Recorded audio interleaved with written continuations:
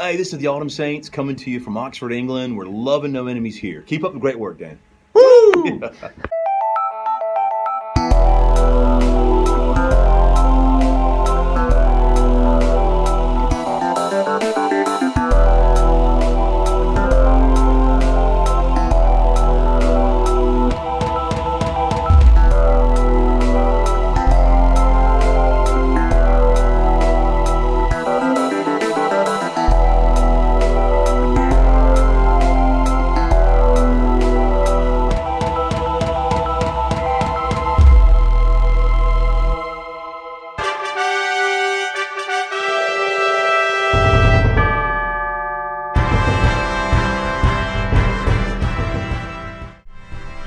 Send your votes down below.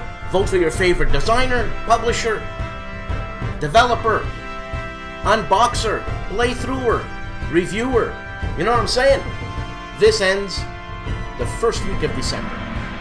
We shall have our first No Enemies here, Grognard of the Year. So my girlfriend says, so when does it end, Dan? The first week of December? What is it? The first? The second? The third? What are you, stupid? So you know what? Let's end it December 1st. It's a Saturday. Thank you.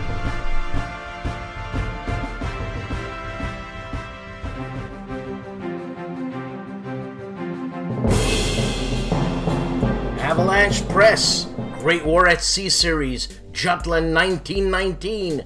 This is a scenario book by Mike Benninghoff and is a supplement for the Great War at Sea Jutland game. Decision Games, Strategy and Tactics, Quarterly number 4, World War III, What If the Cold War Went Hot?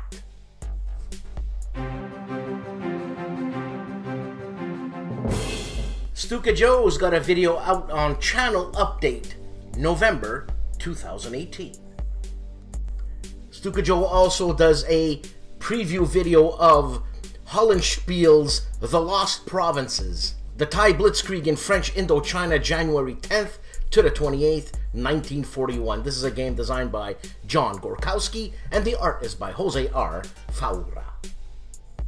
Mo of Mo's Game Table is doing an unbagging of ARDWULF'S, the Falling Sky expansion. Falling Sky, the Gaelic revolt against Caesar. ARDWULF'S is designed by Valko Runke and Andrew Runke. Published by GMT. I like saying ARDWULF'S. Mo is also unboxing Talon from GMT, a game designed by Jim Crone. The OG is continuing his playthrough of Open Fire, designed by Gerard Christopher Klug, published by Victory Games. This is a solitaire tank combat in World War II in the ambush-esque type mechanic. Jan of Let's Play History is doing a playthrough of Guerrillas of the Peninsular War. This is a game designed by Joe Schmidt. The artist is Joe Schmidt, and this is a self-published game. The never sleeping, the never eating, the always working, the player aid gentlemen are reviewing The Great War from Plastic Soldier Company Games. This is a game designed by Richard Borg. The artist is Peter Dennis, published by PSC Games. Alexander unboxes Alnofi's Imperium Romanum 3, The Rise and Fall of the Roman Empire, a game by Decision Games. Alexander also does an unboxing of Legion War Games, Nemesis, Burma, 1944, a game designed by Kim Kanger. In the recon section of Wayne Hansen's unboxing War for the Union. This is a game designed by Rob Bama. The artist is Rick Barber. Published by Compass Games. If you look closely on that Compass Game box art, your eyes are gonna be drawn to a Union soldier with a beard.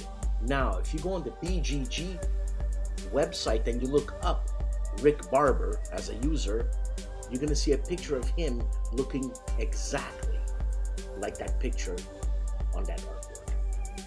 I'm telling you. Wayne Hansen does another recon unboxing. Combat Infantry, West Front, 1944 to 1945. This is a game designed by Tom Dalgleish, Grant Dalgleish, and Leonard Kufal. Published by Columbia Games. A man, a camera, and his game. Tim Korchnoy's Bare Bones Wargaming is unboxing Napoleonic 20 Expansion Kit and Franco-Prussian War 40. Franco-Prussian War 40 is designed by Joseph Miranda. The artists are Tim Allen, Brian Armour, Alan Emmerich. Published by Victory Point Games. Napoleonic 20 Expansion Kit is designed by Alan Emmerich and Lance Macmillan. The artists are John R. Cooper, John Cooper, and Christopher Magoon. Published by Victory Point Games. Jonathan Townsend is giving us a playthrough of Tokyo Express, the Guadalcanal Naval Campaign 1942, a game designed by John Southard. The artist is Ted Kohler, published by Victory Games. This game came out in 1988. Mauro Faina is doing an Italian unboxing of Triumph of the Will. Nazi Germany versus Imperial Japan 1948, and with a title like that, obviously the designer is Tai Bomba, published by Compass Games. It's been a long time. Gigi of the Geek Gamers is telling us what she does when she's not filming, or what games she's playing when she's not filming, and this time around it's Herman Luttman's Dawn of the Zeds, published by Victory Point Games. Soundboard is continuing his playthrough of Lock and Load's tactical Day of Heroes, a game designed by Tom Hershaft, Jeff Lewis, and Mark H. Walker.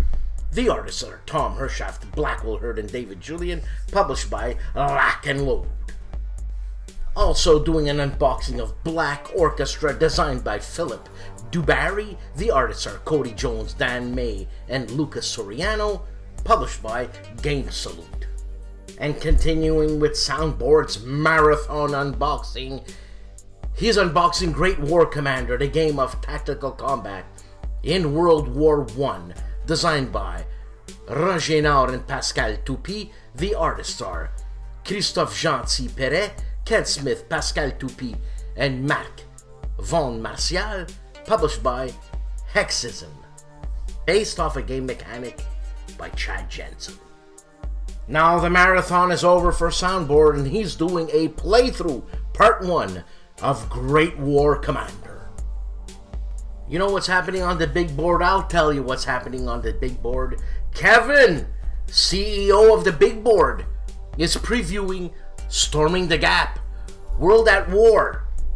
This is a game designed by Matt, and I hope I don't massacre your name, Losi, Keith Tracton. The artist is Marc Von Martial, published by Lock and Load.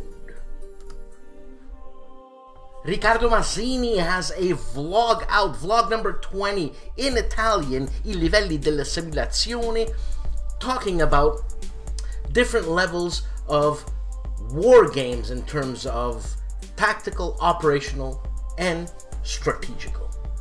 Cody of the Discriminating Gamer has a huge 2-hour video out of Cody's top 10 games of all time as of November 2018. Sergeant Joe Clifford Faust is doing a play-by-play through part 1 of Great War Commander. Gimpy's gal guesses Castle Itter, or Itter.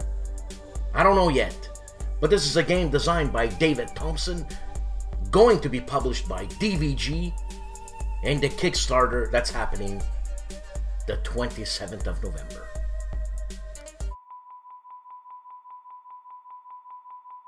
Hey, this is David Thompson, and I'm going to be talking to you a little bit about my upcoming game, Castle Itter, and some of the background about the origins of the design. Yeah, so I first learned about the Battle of Castle Itter probably about 5 or 6 years ago. It was just this incredible story, you know, the end of the war in Europe. Hitler's dead, but there's still these roving bands of SS, and we have this unbelievable sort of castle defense situation where we have Americans and Wehrmacht and Austrian resistance fighters teaming up to protect French prisoners. So when I learned about that, I thought it was an incredible story. I thought it'd make for a great game, and I just kind of filed it away. And then 2015, there was an announcement on Board Game Geek that they were going to have a war game design contest, and I thought, hey, this is a really cool time. I think Castle Itter would make it obviously lends itself well to a solitaire game because you can simulate the defense, the literal defense of a castle defense game, but set in World War II. I thought it was just an amazing idea, so that's where the idea came from.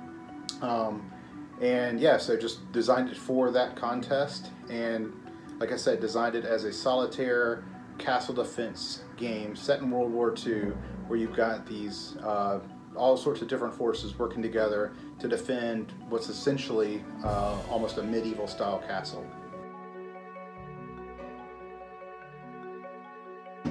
Right, so my interest in the game comes from the fact that, first of all, I love World War II. Other than probably the French and Indian War and the Cold War, those are definitely my three most, probably my favorite periods of military history. So World War II is right there at the top. But then, like I said before, you have this sort of unbelievable story, and I'm a sucker for, you know, the human story, the very individual level, you know, where you learn about individual personalities, and this is an amazing story for that. So you're gonna, you know, you learn about individuals on the American side, the German side, both on the Wehrmacht and the SS officer that teamed up with the defenders, Austrian resistance fighters, the unbelievable French prisoners there. So that's really what you know, once I learned about the story, that's where my interest came from. So for researching, usually once I decide on a topic, once I've settled on, yeah, this is definitely a topic I want to design a game on, I want to research. During that period of research, and it depends on the game, it depends on the subject matter, how long that takes. Usually somewhere between 6 months and a year. But during that period, I won't do any actual game design. It'll be all purely research. So Castle Itter is a little bit different. It was a lot easier to research than some of the other things that I've worked on, and that's because really there's only one major sort of English language text about it.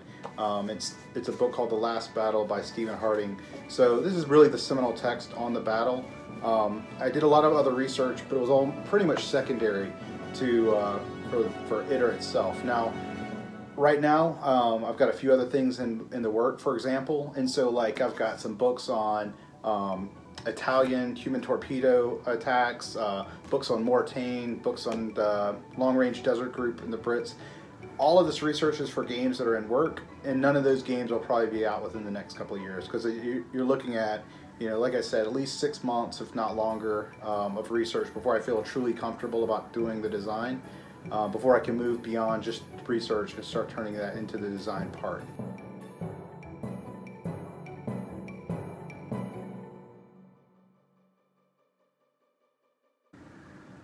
Right, so all of my design work, especially my wargame design work, is very much focused on the fact that it's just really purely self-indulgent, right? So I'm not, you know, you don't design games to make money, so there's really no point in targeting an audience. You have to really pick something that speaks to you, something you feel really interested in. And so I would say that game design in general, I would classify almost as a hobby. And I mentioned I like military history. Designing games with a sort of military history or war theme it probably goes beyond a hobby. It's more of a passion. So you really have to find something, or I really have to find something that I really care a lot about. And you know, each game that I design, each topic that I design a game for, really I won't design it unless it's something I really find truly interesting. And that's definitely the case with Castle Itter. You know, I talked about it before. it's this unbelievable story, and my goal is to try to put together a game that helps tell that story, or at least provides the ability for the player to retell the story, or at least to set the context for that story as possible.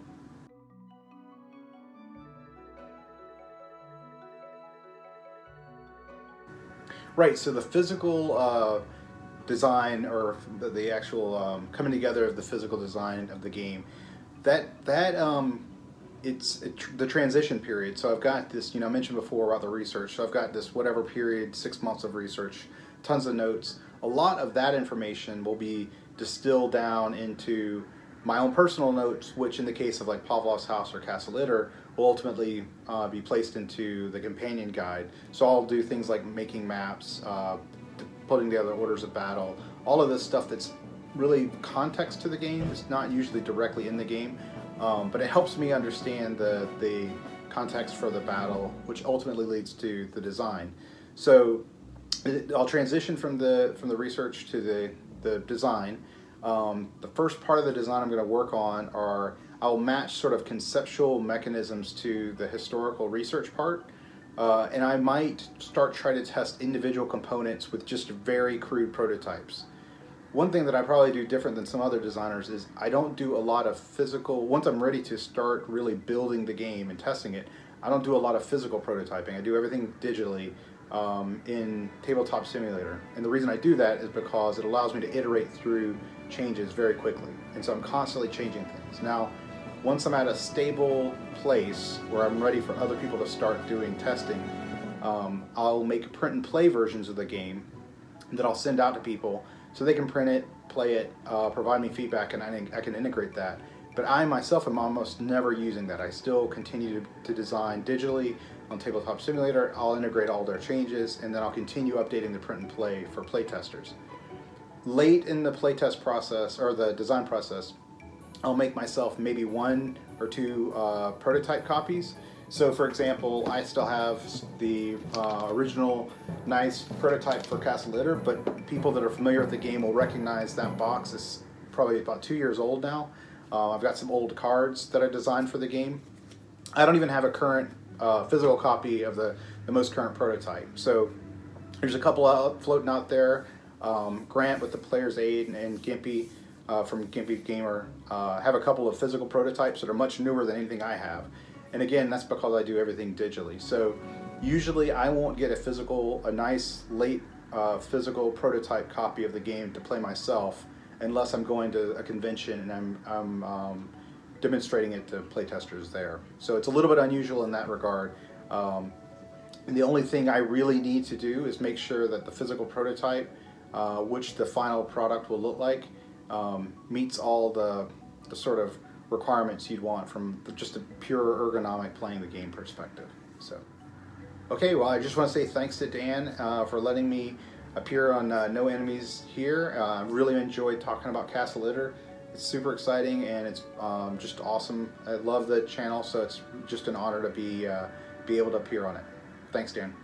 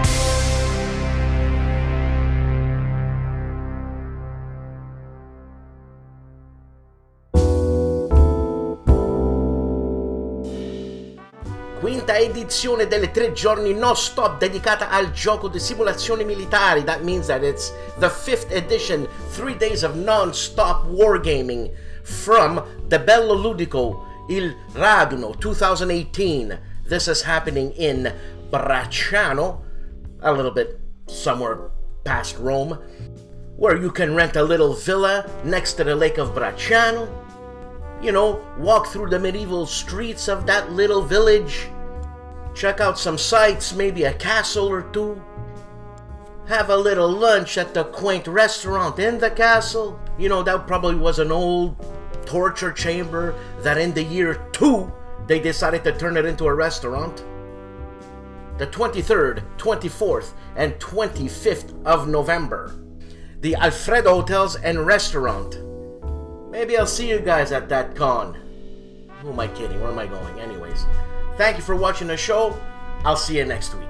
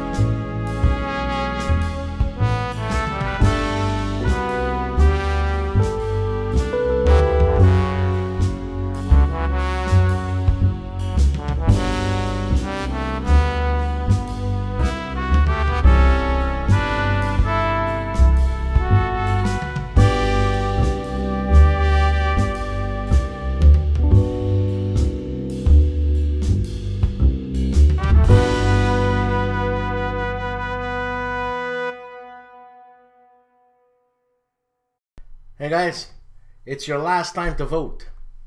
Vote.